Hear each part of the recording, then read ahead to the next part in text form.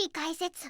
ハリウッドも憧れた20世紀のヨーロッパを代表するスター女優。ねえマリサ、映画のスターって言うとハリウッドがすぐ思い浮かぶけど、ヨーロッパにはどんなすごい女優さんがいたのかしら？ハリウッドとはまた違った魅力があるのかしら？いい質問だな、レイム。ハリウッドが映画の中心だった20世紀。ヨーロッパには本場も無視できない、とんでもない女優たちが大勢いたんだぜ。彼女たちは美しさだけじゃなく、自国の映画で強い存在感を放ったり、海を渡ってハリウッドの頂点に立ったりしたんだ。ハリウッドも憧れるような女優さんたち。それはすごく気になるわ。どんな方たちがいたの？だろ？その気品、個性、そしてスクリーンを支配する圧倒的な演技力は、今も色褪せることなく語り継がれている。今回はそんな、20世紀のヨーロッパ映画を代表するスター女優を、私独自のランキングで紹介していくぜ。準備はいいか？もちろんよ。どんな素敵な女優さんが登場するのか、今からとっても楽しみだわ。第10位、モニカ・ビッテイ、イタリア。さあ、早速ランキングの発表といくぜ。ハリウッドも憧れた、20世紀ヨーロッパのスター女優。第10位は、この人だ。モニカ・ビッテ。ごめんなさい。ちょっと馴染みのない名前かもしれないわ。どんな女優さんなの？そう思う奴も多いかもしれないな。だがなレイム、60年代のヨーロッパ映画、特にアートフィルムの世界を語る上で絶対に外せない、イタリアの伝説的な女優なんだ。彼女を一言で表すなら、ミケランジェロ・アントニオーニ監督のミューズだな。ミューズ、なんだか響きが素敵ね。アントニオーニって、確かすごく有名な監督よね？ああ、モニカ・ビッテを一躍世界のスターダムに押し上げたのが、アントニオーニが監督した1960年の映画、ジョージだ。これは上流階級の男女が島へ遊びに行くんだが、一人の女性が謎の失踪を遂げる。残された恋人と、彼女の親友クラウディア・ビッテが彼女を探すうちに、惹かれ合っていく。という話なんだが、結局女性は見つからず、二人の愛も曖昧なまま終わるんだ。ミステリーかと思ったら、犯人探しがメインじゃないのね。なんだか不思議な映画。その通り、明確な答えを提示しない、その不条理さが映画界に衝撃を与えたんだ。その中でビッテは、何を考えているのかわからない。現代人の虚無感や孤独を見事に体現してな。そのミステリアスで知的な美貌は、まさに新しい時代のヒロイン像として絶賛されたんだぜ。なるほど。確かに写真を見ると、ただ綺麗なだけじゃなくて、何かを問いかけてくるような、安ュイな魅力があるわね。だろ？ジョージに続く夜、太陽は一人ぼっちと合わせた愛の不毛三部作で、ビッテはアントニオーニのミューズとしての地位を不動のものにした。彼女の少しハスキーな声と物憂げな表情は、登場人物の内面的な空虚さを表現するのに完璧だったんだ。なんだかすごく芸術的な香りがする女優さんなのね。難しい役が多かったのかしら。それが面白いところでな。実はビッテは本国イタリアでは、イタリア式コメディを代表するコメディエンヌとしても、絶大な人気を誇っていたんだ。シリアスなアート映画の顔とは真逆に、コミカルな役も完璧にこなす演技の幅広さこそ、彼女の真骨頂だったんだぜ。そうなの。あのミステリアスな雰囲気からは想像もつかないわ。そのギャップがまた魅力なんだよ。イタリアのアカデミー賞にあたるダビッド・ディ・ドナテッロ賞じゃ、主演女優賞を何度も受賞してる。いかにイタリア国民に愛されていたかがわかるだろ？アート映画の象徴でありながら、最高のコメディエンヌでもある。そんな女優、他にいないぜ。第9位、イザベル・アジャーニ、フランス。続いて第9位の発表だ。この女優の登場で、フランス映画界の歴史は大きく動いたと言っても過言じゃないぜ。フランスが誇る天才、イザベル・アジャーニだ。わあ、なんて綺麗な人なの。透き通るような青い瞳と黒髪。まるでお人形さんみたい。でも、どこか危ういというか、目が離せなくなるような不思議な魅力があるわね。その感覚は正しいぜ、レイム。イザベル・アジャーニは、その神がかった美貌と、見る者の心をえぐるような壮絶な演技力で知られる大女優なんだ。彼女を語る上で欠かせないのが、1975年のフランソワ・トリュフォー監督作品、アデルの恋の物語だな。アデルの恋の物語？どんなお話なの？これは文豪ビクトル・ユゴーの娘、アデル・ユゴーの実話が元になっている。愛する男性を追いかけて異国の地まで渡ったアデルが、彼の心ない裏切りに遭い、次第に精神のバランスを崩していく。という壮絶な物語だ。当時まだ20歳そこそこだったアジャニは、この狂気的なまでの愛に生きる女性を、引き迫る演技で体現したんだ。20歳でそんな役を、想像するだけで胸が苦しくなるわ。写真の儚いイメージとは違って、すごく情熱的なのね。ああ、その演技はフランス国内だけでなく世界中で絶賛されて、アカデミー主演女優賞にもノミネートされた。まさに天才の出現だったんだ。彼女の演技は、憑依型とよく言われる。役にのめり込むあまり、撮影が終わっても役が抜けきらないことが多々あったそうだ。憑依型。なんだかちょっと怖いくらいね。それだけ自分を役に捧げているってことなのね。その凄まじさは、1988年のカミーユ・クローデルでも頂点に達する。天才彫刻家ロダンの弟子であり愛人だった女性の、愛と狂気に満ちた反省を演じきって、再びアカデミー賞候補になった。彼女のキャリアは、こうした苦しいほどの愛に生きた女性を演じることが、非常に多いんだ。なんだか、彼女自身の魂を削って演じているみたい。それだけ評価もされたんでしょう？もちろんだぜ。フランスの映画賞で最も権威のあるセザール賞で、なんと史上最多となる5度の主演女優賞に輝いている。この記録は未だに破られていない。その圧倒的なまでの演技力とカリスマ性で、イザベル・アジャーニはフランス映画史にその名を刻んだ。まさに伝説の女優なんだぜ。第8位、ジャンヌ・モロー、フランス。さあ、どんどん行くぜ。第8位にランクインしたのは、フランス映画の歴史そのものと言える、知性と官能性を兼ね備えた大女優、ジャンヌ・モローだ。ジャンヌ・モロー。この人も、いわゆる絶世の美女というよりは、何か物語を秘めたような、深みのある大人の女性って感じがするわね。その通りだ。彼女こそ、フランス映画に革命を起こしたヌーベルバーグを象徴する女優なんだ。モローは、監督たちが表現したいと願う新しい女性像そのものだったんだぜ。ヌーベルバーグのミューズ、どんな映画で有名になったの？彼女の名を世界に轟かせたのが、1958年のルイ・マル監督作品、死刑台のエレベーターだ。愛人と共謀して夫殺しを計画したものの、男がエレベーターに閉じ込められるアクシデントで全てが狂っていくサスペンスだ。聞くだけでハラハラする展開ね。モローはその妻の役？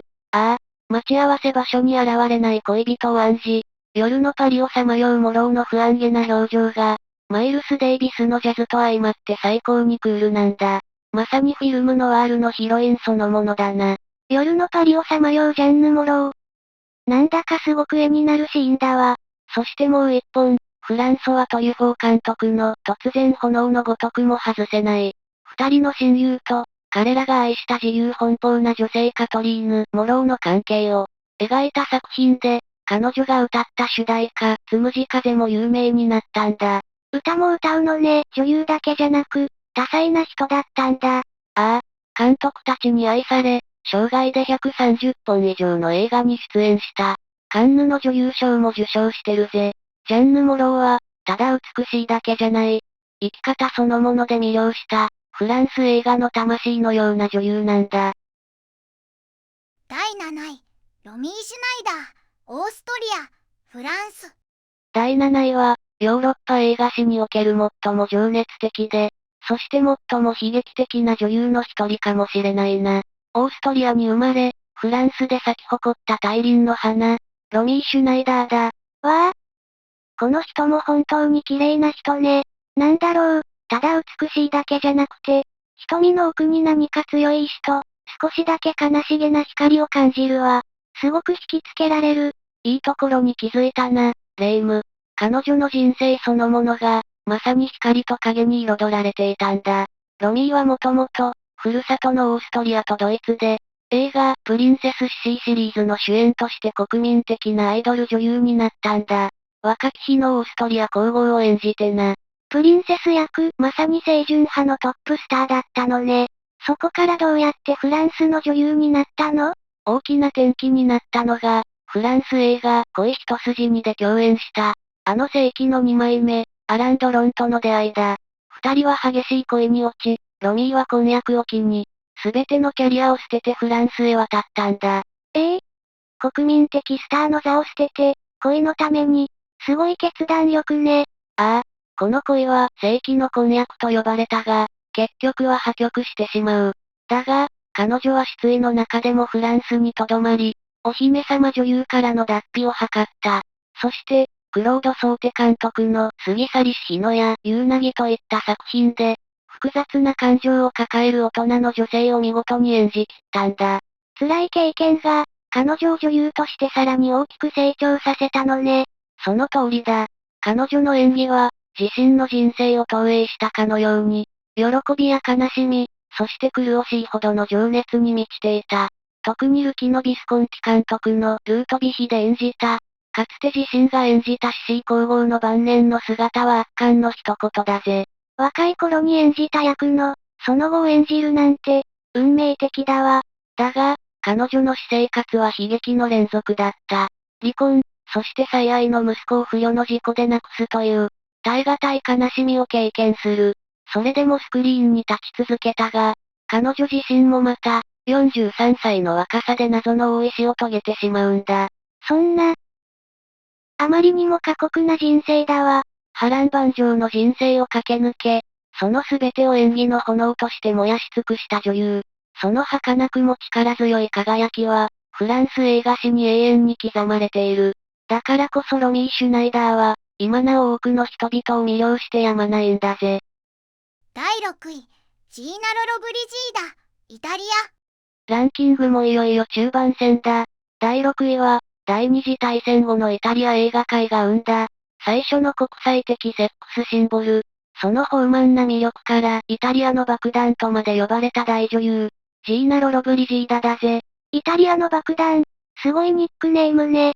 写真を見ても、健康的で情熱的な美貌。なんていうか、生命力そのものが輝いているような人だわ。見ているだけで元気になる感じがする。まさにその通り。彼女はラロロの愛称で親しまれ、戦後の復興期にあったイタリア国民にとって、まさに太陽のような存在だったんだ。特にビットリオでシーカと共演した1953年の映画、パンと恋と夢で演じた、切符のいい庶民的な娘役で人気が爆発したんだぜ。セクシーなだけじゃなくて、親しみやすさも魅力だったのね。ああ、だが彼女のダイナマイトな魅力は、すぐに海を渡ってハリウッドをも虜にした、バート・ランカスターやハンフリー・ボガートといった、当時のトップスターたちと次々に共演し、悪魔をやっつけろや空中ブランコといったアメリカ映画でも大きな成功を収めたんだ。イタリアからハリウッドへ、まさにシンデレラストーリーね。彼女の代表作というと、やっぱりハリウッド映画になるのかしら？いや、彼女のキャリアで絶対に外せないのが、フランス映画のノートルダムのセムシ男で演じたジプシーの踊り子、エスメラルダ役だな。その美しさゆえに男たちを狂わせ、悲劇的な運命をたどる役なんだが、彼女の情熱的な魅力がこれ以上なくハマっていた。世界中の観客が彼女のエスメラルダに恋をしたはずだぜ。エスメラルダ、その役は知っているわ。あの美しい踊り子を彼女が演じていたのね。納得だわ。面白いのが、女優として世界の頂点に立った後、彼女はフォトジャーナリストや彫刻家としても活動を始めたんだ。特に写真家としての腕前はプロ級で、キューバのフィデル・カストロ議長の単独インタビューに成功するという、世界的なスクープをものにしたこともあるんだぜ。女優用だけじゃなくて、そんなに多彩な人だったの。行動力がすごいわ。だろ？美貌やスタイルだけでなく、尽きることのない知的好奇心と芸術的才能も持ち合わせていたんだ。生涯現役を貫き、晩年までエネルギッシュだった彼女は、まさにイタリアが世界に誇る、永遠のディーバ、歌姫だったんだぜ。第5位、アンナ・マニャーニ、イタリア。ついにトップ5の発表だ。第5位は、これまでの女優とは全く違う。魂で芝居をする女優。イタリアネオレアリズモの魂であり、火山のような情熱で世界を圧倒した大女優。アンナ・マニャーニだ。この人は、なんていうか、綺麗とか美しいとか、そういう言葉じゃ表現できない凄みがあるわね。喜怒哀楽のすべてが、顔の一瞬の表情に刻まれているみたい。目が離せないわ。その感覚こそが、アンナ・マニャーニの本質だ。彼女は美貌で見せる女優じゃない。むき出しの感情、ほとばしる生命力そのもので観客の心をわしづかみにするんだ。彼女を語る上で絶対に外せないのが、1945年のロベルト・ロッセリーニ監督作品、無防備都市だぜ。無防備都市。聞いたことがあるわ。イタリア映画のすごく有名な作品よね。ああ、第二次大戦末期、ナチス占領下のローマが舞台だ。マニャーニが演じる庶民の女性ピーナが、レジスタンス活動をしていた婚約者をナチスに連行される。そのトラックを、彼女がフランチェスコと泣き叫びながら必死で追いかけ、背後から撃たれて絶命するシーンは、映画史100年の中でも屈指の名場面として語り継がれているんだ。想像しただけで胸が痛くなるわ。演技とは思えない、本当の叫び声みたいに聞こえてきそう。まさしくその通りだ。彼女の演技はテクニックじゃない。魂の爆発なんだ。その激しい気性からラ・マニャーニの愛称で呼ばれ、イタリア国民から絶大な支持を受けた。ルキノ・ビスコンティ監督のベリッシマでは、娘をスターにしたい一心で暴走する母親を、滑稽かつ痛切に演じてみせたぜ。ジーナ・ロロブリジーダとはまた違う形で、イタリアを代表する女優さんだったのね。ハリウッドでの評価はどうだったの？もちろん、その魂の演技は世界にも通用した。劇作家のテネシー・ウィリアムズが彼女を熱愛し、彼女のために脚本を書いたバラの入れ墨でハリウッドデビューを果たす。そして、イタリア人俳優として史上初のアカデミー主演女優賞に輝いたんだ。これはとてつもない快挙だぜ。彼女のために脚本が書かれたなんて、それだけ人を引きつける、特別な何かを持っていたのね。ああ、整った顔立ちの女優は星の数ほどいる。だが、アンナ・マニャーニほど、人間の持つ喜びや悲しみ、怒りや愛を、全身全霊で表現できる女優は他にいなかった。まさにイタリア映画の母なる火山、それが彼女なんだぜ。第4位、クラウディア・カルディナーレ、イタリア。さあ、第4位の発表だ。60年代イタリア映画の黄金期、その象徴とも言える女優。太陽の輝きと大地のぬくもりを併せ持つ、永遠のミューズ、クラウディア・カルディナーレだぜ。すごく魅力的ね。ジーナ・ロロブリジーダとはまた違う。健康的で包容力のある美しさって感じがするわ。そばにいるだけで元気づけられそう。その大地に根ざしたような存在感こそ、彼女がイタリアの二大巨匠、ルキノ・ビスコンティとフェデリコ・フェリーニに愛された理由だ。まずビスコンティは、彼女を現実の象徴として描いたんだ。二人の巨匠に愛されたなんて、現実の象徴ってどういうこと？ビスコンティの代表作、山猫で、彼女は成り上がりの娘アンジェリカを演じた。その若さと生命力で、アラン・ドロン演じる貴族の青年を虜にする。ビスコンティは彼女を土の匂いがする女優と評したそうだ。土の匂い、最高の褒め言葉ね。力強くて、生命力に満ちているイメージが伝わってくるわ。一方、フェリーニは彼女を全く逆の夢や理想の象徴として描いた。傑作、八花二分の一で、彼女は主人公の監督にとってのミューズ、純粋無垢な理想の女性として幻想的に登場するんだ。同じ女優なのに、現実と夢の両方を演じ分けるなんて、監督によって全く違う魅力を引き出せるのね。その活躍はイタリアにとどまらない。セルジオ・レオーネ監督の傑作西部劇、ウエスタンでは、物語の中心となるタフな未亡人ジルを演じきり、国際的な大スターになったんだ。イタリアの巨匠たちだけでなく、世界中で認められていたのね。上品さと野生味、現実感と幻想的な美しさ、その全てを兼ね備えていたからこそ、数々の名監督に愛された。クラウディア・カルディナーレは、イタリア映画の黄金時代を体現した、奇跡のような女優なんだぜ。第3位、カトリーヌ・ドヌーブ、フランス。いよいよトップ3の発表だぜ。第3位に輝いたのは、フランス映画の至宝、いや、フランスという国の美そのものを体現する存在と言ってもいい氷の女王の異名を持つ、カトリーヌ・ドヌーブだ。うわぁ、言葉を失うくらい完璧な美しさね。ただ綺麗なだけじゃなくて、どこか近寄りがたい気品と、何を考えているか読ませないミステリアスな雰囲気があるわ。氷の女王って呼ばれるのもわかる気がする。そうだろう？彼女のキャリアのすごいところは、その完璧な美貌に安住しなかったことだ。キャリアの初期、彼女の名を世界に轟かせたのは、1964年のジャック・ブミ監督によるミュージカル映画の傑作、シェルブールの雨傘なんだ。シェルブールの雨傘、全編セリフが歌になっている、あの有名な映画ね。ああ、ドヌーブはそこで、戦争によって恋人と引き裂かれる悲恋のヒロイン、ジュヌビエーブを演じた。その可憐で儚げな姿は、世界中の観客の涙を誘い、彼女は一躍スターダムにのし上がったんだぜ。この時の彼女は氷とは正反対の、純粋無垢な少女のイメージだった。そうなの。じゃあ、どうして氷の女王なんて呼ばれるようになったの？そのイメージを180度覆したのが、キサイ・ルイス・ブニュエル監督と組んだ1967年の映画、昼顔だ。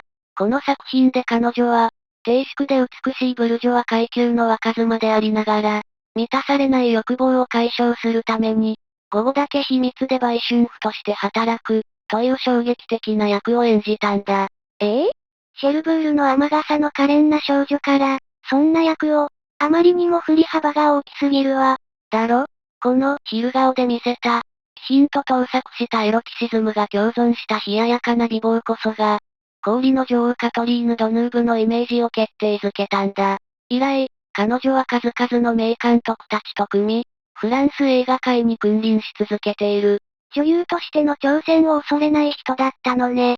ファッションもすごく素敵だわ。いいところに目をつけたな。彼女はデザイナー、イヴ・サンローランの永遠のミューズとしても有名で、昼顔の衣装も彼が手掛けたんだ。公私にわたる長年の友情は伝説的で、彼女のファッションは常に世界の注目の的だった。デビューから60年以上経った今もなお、フランス映画の第一線で輝き続ける、永遠の女王なんだぜ。第2位、ブリジット・バルドー、フランス。さあ、残すはトップ2。第2位は、50年代後半、彗星のごとく現れて世界中の価値観をひっくり返した、永遠のベベ、フランスが生んだ最強の小悪魔、ブリジット・バルドーだ。この人、これまでの女優さんと全然違うわ。野生的で、挑発的で、子猫みたいでもあり、ライオンのようでもある。小悪魔って言葉が、これほど似合う人もいないわね。その通り、彼女の登場は事件だった。1956年の映画、素直な悪女で、彼女はそれまでの低粛な女性像を完膚なきまでに破壊した。自分の欲望に忠実に、奔放に生きる少女。この姿は当時の保守的な社会に、とてつもない衝撃を与えたんだぜ。すごい。でも、そのスキャンダラスな魅力が、逆に新しい時代の始まりを感じさせるわね。まさしく、古い道徳を打ち破る彼女は若者の熱狂的な支持を集め、女優を超えた自由の象徴になった。彼女が流行らせた無造作ヘアやギンガムチェックの服はベベスタイルとして、世界のファッションシーンを塗り替えたんだ。文化のアイコンでもあったのね。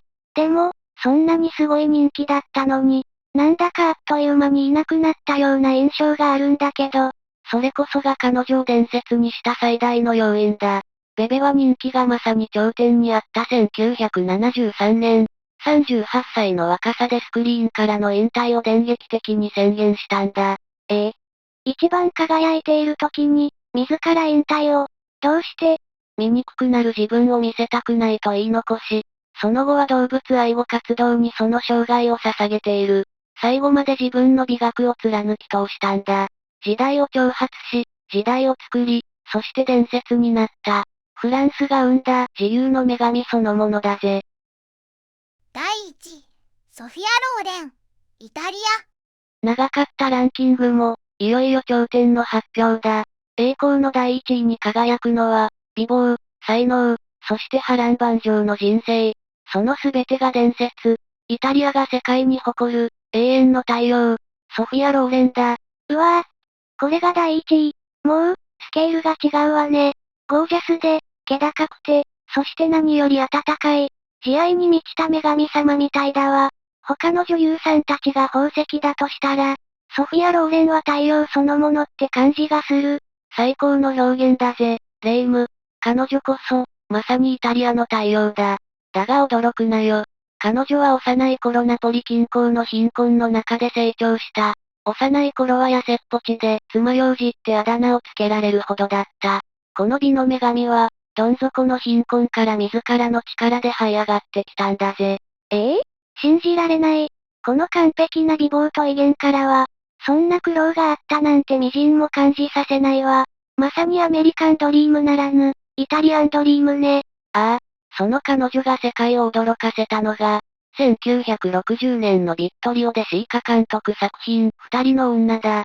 この映画で彼女は、戦争の悲劇に翻弄されながらも、必死に娘を守り抜こうとする母親を、引き迫る演技で見せた。この作品で、彼女は外国語映画としては史上初のアカデミー主演女優賞を受賞するという、歴史的な快挙を成し遂げたんだ。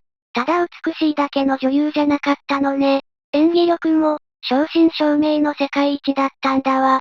しかも外国語映画で初受賞なんて、すごすぎるわ。そうだ。